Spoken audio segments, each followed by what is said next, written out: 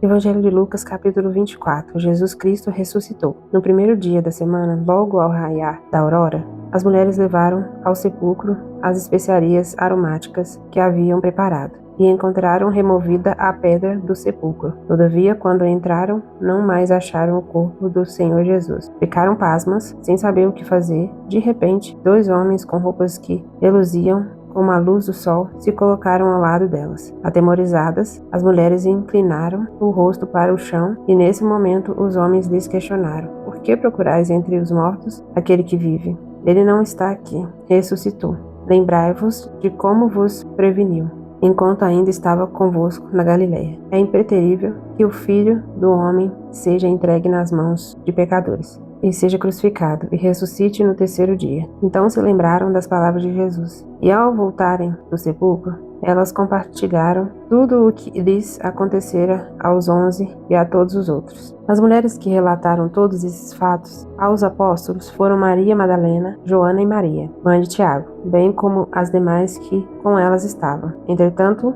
eles não acreditaram nelas. As palavras daquelas mulheres lhes pareciam um delírio. Contudo, Pedro levantou-se e saiu correndo até o sepulcro. Ao chegar, abaixando-se, viu as faixas de linho e mais nada. Então afastou-se e voltou perplexo com o que acontecera. Jesus surge no caminho de Emaús. E naquele mesmo dia, 2 deles estavam caminhando em direção a um povoado chamado Emaús, que ficava a cerca de 11 quilômetros de Jerusalém. Iam dialogando sobre todos os fatos recentemente ocorridos. Enquanto trocavam ideias e discutiam, o próprio Jesus se aproximou de ambos e começou a caminhar com eles. Entretanto, os olhos deles foram impedidos de reconhecê-lo. Então, ele lhes questionou: O que vos procura e sobre o que ides discutindo durante vossa jornada? E eles pararam entristecidos. No entanto, um deles, chamado Cleopas, replicou-lhe: És o único, porventura, que, tendo estado em Jerusalém, ignoras os acontecimentos destes últimos dias? Ao que ele lhes indagou: Quais? E eles começaram a lhe explanar. Ora,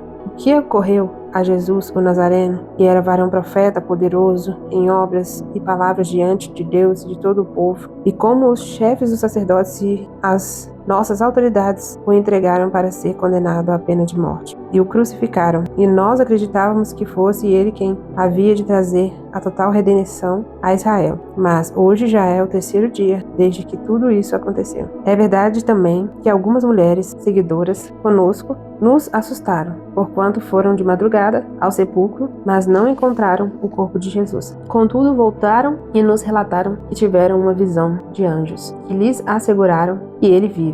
De fato, alguns outros seguidores entre nós foram ao sepulcro e encontraram tudo exatamente como as mulheres haviam informado. Porém, não viram a ele. Então, lhes admoestou Jesus: Ó tolos de entendimento e lentos de coração para crer em tudo quanto os profetas já declararam a vós. Ora, não era imprescindível que o Cristo padecesse para que entrasse na sua glória? Então, iniciando por Moisés e o discorrendo sobre todos os profetas, explanou-lhes o que a seu respeito constava em todas as Escrituras. Ao se aproximarem do povoado para o qual se dirigiam, Jesus fez como quem ia continuar a caminhada, seguindo mais à frente. Porém, eles muito insistiram, rogando-lhe: Fica conosco, pois é tarde, e o dia já está chegando ao fim. Então, ele entrou para ficar com eles. E aconteceu que, quando estavam reclinados ao redor da mesa, tomando ele o pão, deu graças, partiu e o deu a eles. Nesse mesmo instante, se lhes abriram os olhos e o reconheceram. Ele, contudo, desapareceu diante dos olhos deles. E questionaram-se entre si: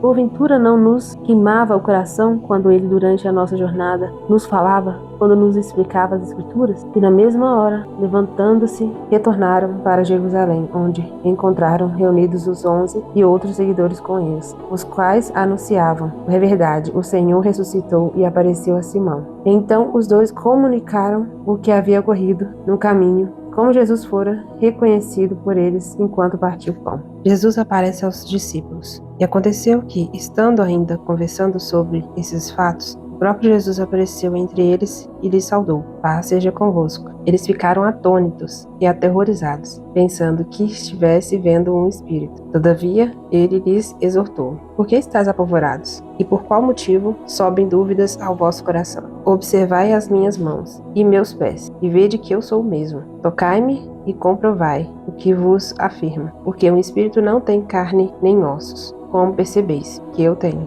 E havendo dito isto, passou a mostrar-lhes as mãos e os pés. Tão repletos de alegria e surpresa estavam, que não conseguiam acreditar no que viam. Por isso Jesus lhes pediu: Tendes aqui algo para comer? E eles lhe ofereceram um pedaço de peixe assado. E pegando aquele pedaço de peixe, o comeu na presença de todos. Jesus esclarece as Escrituras. Em seguida, Jesus lhes explicou: São estas as palavras que eu vos ensinei, quando ainda estava entre vós. Era necessário que se cumprisse tudo o que a meu respeito está escrito na lei de Moisés, nos profetas e nos salmos. Então se lhes abriu o entendimento para que pudessem compreender as Escrituras, e lhes afirmou: Está escrito que o Cristo haveria de padecer e ressuscitar dos mortos no terceiro dia, e que em seu nome seria pregado o arrependimento para o perdão dos pecados de todas as nações, começando por Jerusalém. E vós sois testemunhas desses fatos. Eis que eu sempre vos envio a promessa de meu Pai. Contudo,